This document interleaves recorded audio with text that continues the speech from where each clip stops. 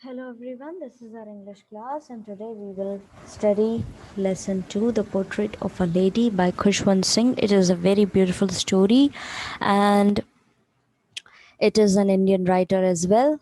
So let's start about the writer. Khushwant Singh is one of the most celebrated authors of India. Khushwant Singh जो है वो बहुत ही celebrated authors यानी कि बहुत ही proficient author रहे हैं इंडिया के. Apart from being a writer, he has been a lawyer, a public relations officer, and the editor of the Illustrated Weekly of India. Writer होने के अलावा ये लॉयर, पब्लिक रिलेशन ऑफिसर और editor भी रहे हैं इलस्ट्रेटेड वीकली ऑफ इंडिया के. Two of his most famous novels are Train to Pakistan in 1956 and I Shall Not Hear the Nightingale 1961. ये दो फेमस नॉवेल्स रहे हैं इनके 1956 और 1961 के दौरान. अब हम शुरू करते हैं chapter. My grandmother, like everybody's grandmother, was an old woman. अब मेरी दादी माँ बाकी लोगों की दादी माओं की तरह ही एक बुजुर्ग महिला थी. She had been old and wrinkled for the 20 years that I had known her. वो बुजुर्ग और सिलवटें जो उनके चेहरे पे पड़ी हुई है पिछले 20 सालों से हैं, जब तक कि मैं उनको 20 साल से जानता हूँ पिछले. ठीक है.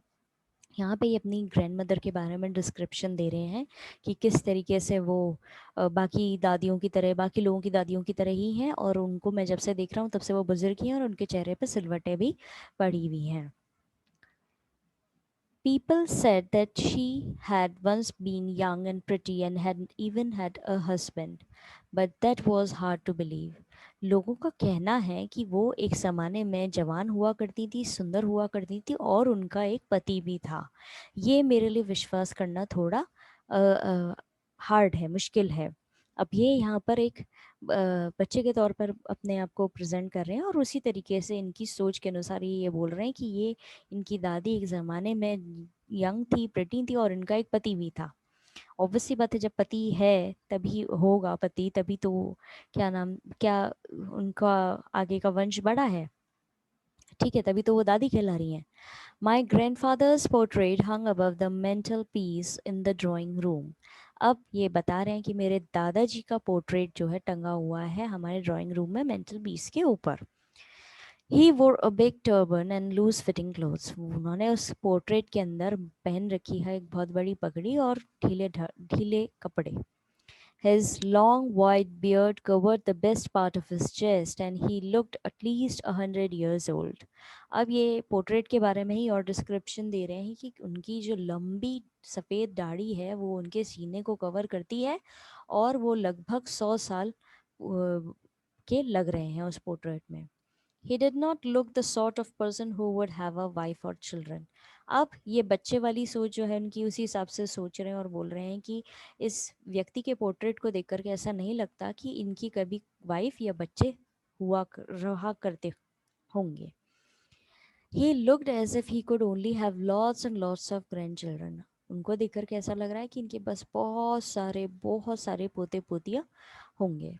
As for my grandmother being young and pretty, the thought was almost revolting. अब जैसे कि विचार है मेरी दादी माँ का यंग और प्रिटी होना, वो अपने आप में ही एक बहुत ही क्रांतिकारी चीज़ थी. She often told us of the games she used to play as a child. वो अक्सर हमें बताया करती थी उन खेलों के बारे में जो वो अपने बचपन में खेला करती थी. That seemed quite absurd and undignified on her part, and we treated it like the fables of the prophets she used to tell us. अब वो जो किस्से कहानियाँ सुनाया करती थी ये उनको बहुत ही अजीब लगते थे, ठीक है, और मूर्खतापूर्वक लगते थे, लेकिन वो उनको इस तरीके से ट्रीट करते थे जैसे कि वो किस्से सुना रही हैं पुरानी दंत कथाओं के, ठीक है, उनके बचपन में.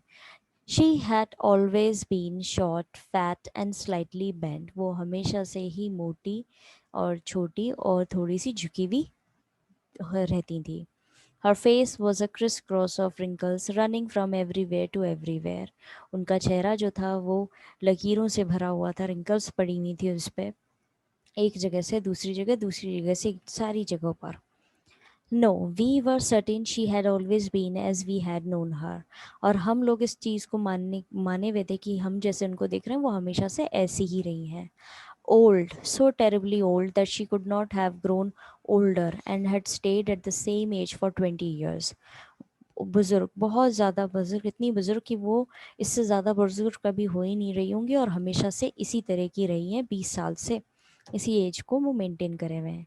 She could never have been pretty, वो कभी प्रिटी हो ही नहीं सकती. But she was always beautiful, लेकिन वो हमेशा से सुंदर ज़रूर हैं. She hobbled about the house in spotless white with one hand resting on her waist to balance her stoop and other telling the beads of her rosary. वो हमेशा पूरे घर में घूमती रहती हैं, एक जगह से दूसरी जगह, अपने हाथ में एक बैलेंस, एक कमर पे हाथ रखे हुए अपने, और एक जो है एक हाथ में अपनी जो माला जिसे जपते हैं वो जपते हुए. Her silver locks were scattered untidily over her pale, puckered face, and her lips constantly moved in inaudible prayer. उनका जो चेहरा था वो उनके सफ़ेद बालों से, सफ़ेद बालों के लिए सिल्वर लॉक्स कहा गया है, वो बिखरे हुए रहते थे हमेशा उनके पेल फेस के ऊपर, ठीक है, जो पका हुआ फेस था उनका, और उनके होठ जो है वो लगभग हमेशा बड़बड़ाते रहते थे कुछ prayers. Yes, she was beautiful. हाँ, वो बहुत ब्यूटीफुल थी. She was like the winter landscape in the mountains, an expanse of pure white serenity, breathing peace and contentment. वो एक ऐसे प्रतीत होती थी, उनकी ब्यूटी जो है इस तरह की प्रतीत होती कि वो एक लैंडस्केप है, विंटर लैंडस्केप है, जहाँ पर माउंटेन्स हैं और सफ़ेदी फैली हुई है और शांति है और सेटिस्फेक्शन है. इस तरीके से यहाँ पर उसको उन्होंने कंपेयर किया है. My grand mother and I were good friends. अब ये पहले तो अपनी इन्होंने दादी माँ का डिस्क्रिप्शन दिया है, पहले पर्सनालिटी का डिस्क्रिप्शन दिया है, फिर वो क्या गेम्स खेला करती थी उसका उन्होंने डिस्क्रिप्शन दिया है, और इनको ऐसा लगता था कि हमेशा से हमारी दादी जो है वो इसी तरह की, क्योंकि दादी बनते ही उनकी जो एज है वो काफ़ी हो चुकी थी, और जब ये बड़े हो रहे थे तब इनको ऐसा लगता था कि बस ये हमेशा से ऐसी ही दिखती हुई आई हैं, ये कभी भी प्रिटी नहीं हो सकती, लेकिन हाँ ये ब्यूटीफुल ज़रूर है.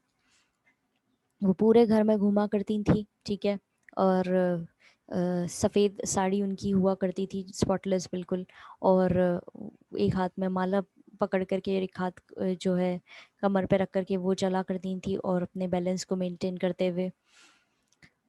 और इस तरीके से बताया गया है कि उनकी ब्यूटी को इन्होंने एक सफ़ेद लैंडस्केप से कंपेयर किया है कि जिस तरीके से माउंटेन्स पे बर्फ़ पड़ी हुई रहती है और वहाँ पे शांति रहती है, उसी तरीके से मेरी दादी जो है वो भी, उनकी ब्यूटी भी इसी तरह की है कि वो भी सफ़ेद हैं और वहाँ पे भी शांति है और सेटिस्फेक्शन की भावना है. My grand mother and my grand mother and I were good friends. मेरी दादी माँ और मैं बहुत अच्छे दोस्त रहे हैं. My parents left me with her when they went to live in the city and we were constantly together. मेरे पेरेंट्स ने मुझे छोड़ दिया था उनके साथ में जब वो लोग शहर में रहने गए, और मैं और मेरी दादी जो है वो तब से ही साथ में हैं.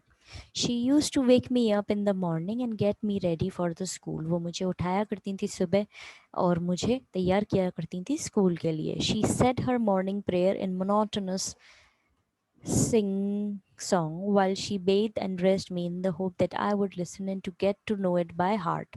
वो अपनी जो प्रेयर है वो गाया करती थी जब वो मुझे नहलाया करती थी और मुझे तैयार किया करती थी, इस उम्मीद से कि मैं सुन रहा हूँगा और मेरे को ये एक बार, मतलब एक ना एक दिन ये याद हो ही जाएगी.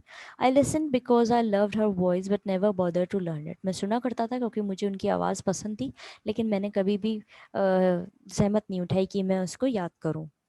Then she would fetch my wooden slate, which she had already washed and plastered with yellow chalk, a tiny earthen ink pot, and a red pen, tie them all in a bundle and hand it to me. और फिर वो मुझे मेरी लकड़ी की slate पकड़ा देती थी जिसको पहले ही वो साफ़ कर चुकी होती थी, और उसको प्लास्टर कर देती थी येलो चॉक से, और फिर वो मुझे पकड़ाती थी छोटा इंक पॉट और छोटा सा रेड पेन, और उन सबको एक बंडल में बांध करके मुझे दे दिया करती थी. तो यहाँ पे डिस्क्रिप्शन दिया हुआ है कि इसकी दादी इसको कैसे सुबह उठा रही हैं, कैसे इसको नहला रही हैं, तैयार कर रही हैं, क्या प्रेयर वो गा रही हैं, किस उम्मीद से गा रही हैं कि वो ये प्रेयर कभी सुने और इसको याद हो जाए बाय हार्ट.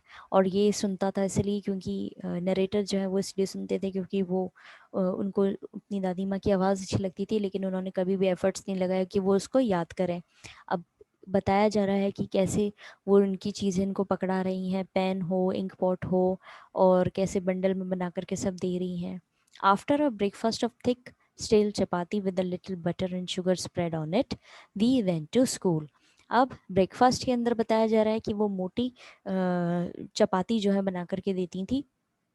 ठीक है, बासी चपाती जो थी वो देती थी बटर के साथ में, और फिर उसके ऊपर शुगर फैला देती थी, और वो इनको नाश्ते में दे रही थी, और उसके बाद ये लोग स्कूल जाते थे.